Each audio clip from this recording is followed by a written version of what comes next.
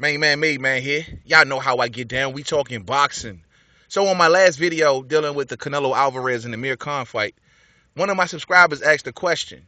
And they asked that what would a victory over Gennady Golovkin do for Canelo Alvarez's career?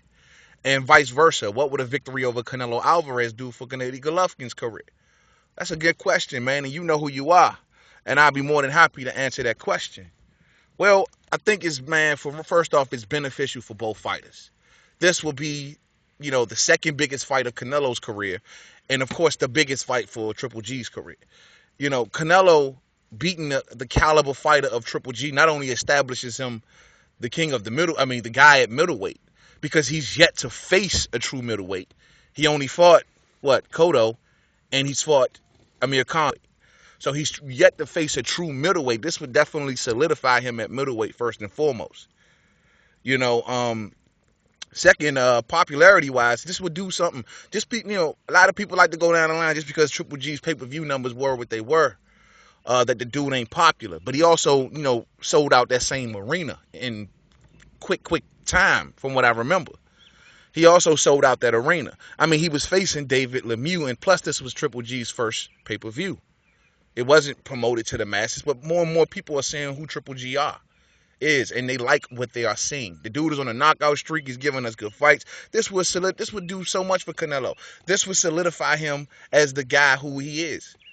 Like Canelo like to go down the line of saying, like, his last few opponents, look who he faced and look who Triple G's faced. I mean, there could be some argument made in some of those fights. You know what I mean? Let's just be 100 here. Let's call it from a non-biased point of view for a second.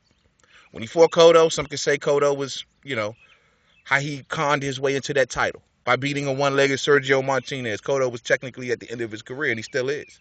He's just looking for big money fights. He's finding a way to con fans and promoters out of big money. And then you look before that, you had Canelo versus Laura? That's arguable. And then before that, you had the James Kirkland fight. James Kirkland was out of the ring forever, coming off of injuries, without his trainer. I'm just saying, these are things that diehards can look at. You look at the Angulo fight. He was coming off that hematoma thing when he fought Laura. Injury. You know what I mean? Then when he fought James Kirkland, he didn't even fight him at 54. He fought him at 55. You know what I'm saying? So, I mean, there's a lot of things with Canelo, man. He's real slick with his negotiations. He catches fighters at good times, man. That's what he does. He's good at that. So a victory over a Triple G who's on a knockout streak, who's basically running through everybody at 60. People are avoiding them. 4 champions have avoided him totally. And then that's another thing. Canelo will be the first true middleweight champion to face Triple G. Since Triple G's been there. The WBC champion has yet to face Triple G. And Canelo will be the first. You can't tell me these storylines are not big, man. And then it just makes sense because now he's the mandatory. What, he got 15 days to throw a deal out there to Triple G? So see what kind of shit Oscar puts in the game, man. Because we all know WBC, how they are with their Mexican champions. Especially a dude of Canelo Alvarez's caliber. They ain't trying to get that dude up. The sanctioning fees that they're collecting, man. They have a popular champion. Shit. And as for Gennady Golovkin, well, it's without saying what it would be if Gennady Golovkin goes in and beats the cash cow of boxing, the current so-called face of boxing. If Gennady Golovkin does this and he gains another belt for him, of course, if you're looking at it from a standpoint who will benefit the most, it will be Gennady Golovkin. Let's just say that now, man.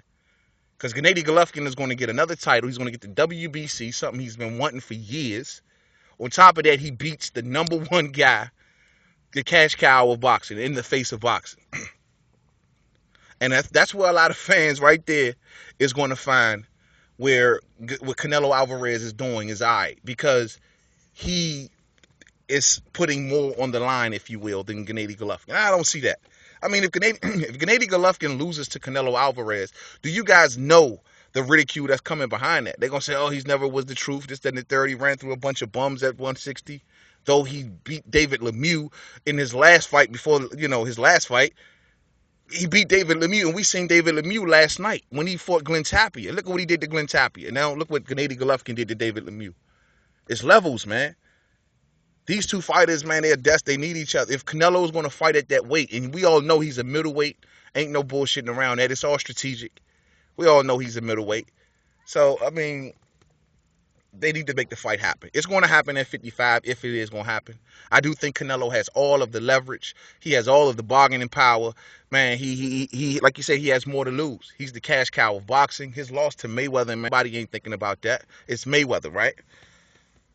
But the fact still remains, man, the dude, man, got to face the dude, Gennady Golovkin, because he's not given and it's going to be reasons like this that people want to say it's okay for him to duck Golovkin.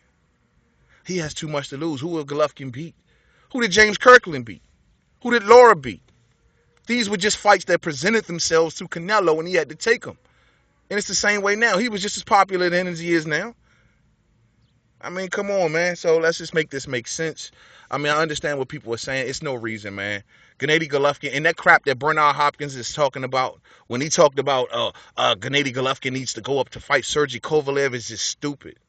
And then he wants to say, oh, well, I did it. Well, no. We know Bernard Hopkins, man, he's highly invested in Golden Boy Promotions. That those who don't know, he's highly associated with them. And on top of all that, they promote Canelo Alvarez.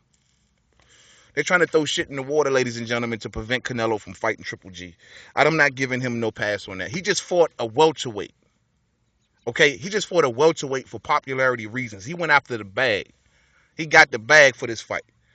Now, if we're going to give him a pass to let him face a welterweight, he has to turn around and face his mandatory in Gennady Golovkin. Just because he don't like who the mandatory is doesn't give him the right to not fight him. I don't give a fuck who it is. I didn't even like it when Floyd did it. When Floyd did it to Khan. When Danny Garcia is going to do this to Khan. Now Khan's coming off the knockout. Man, Garcia ain't giving Khan no shot. Y'all can forget it. Unless he just see weakness there. Because we see that Khan still takes that left hook real devastating. That's all I'm saying, man. But the fight got to happen. Ain't no reason, ain't no excuses. Canelo Alvarez, man, he got to face Triple G. I understand he has a lot to lose, but he has the same amount to lose in each and every fight that he's in. The problem is in this particular case is that Triple G is a bigger threat. I think Oscar De La Hoya, who knows if he loses Canelo Alvarez, he loses every goddamn thing because he ain't really got nothing popping at the level that Canelo is right now. If he loses Canelo, he's done. So, no, it has to go down. This is boxing. Face your freaking mandatory. Stop running from him. Bernard Hopkins with that crap, go fight Sergey Kovalev. Sergey Kovalev got Andre Ward issues coming up in the future.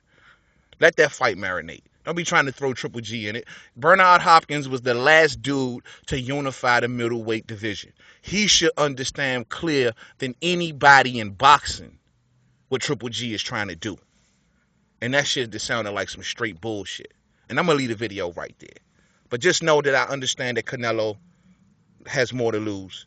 But the fact is, Triple G is the mandatory. He's right there in his face. He's a champion. It's a unification match. It will make money. It will sell pay-per-views, ladies and gentlemen. And it will be a great fight for boxing. To the next video, it's your main man, Made Man. Don't forget to subscribe. Twitter, Made Man 511. Facebook, Made Man. Boxing Forum, Google Plus, Made Man. I'm sorry, man. No excuses for Canelo to duck this fight. We just allow him to fight a welterweight. A welterweight.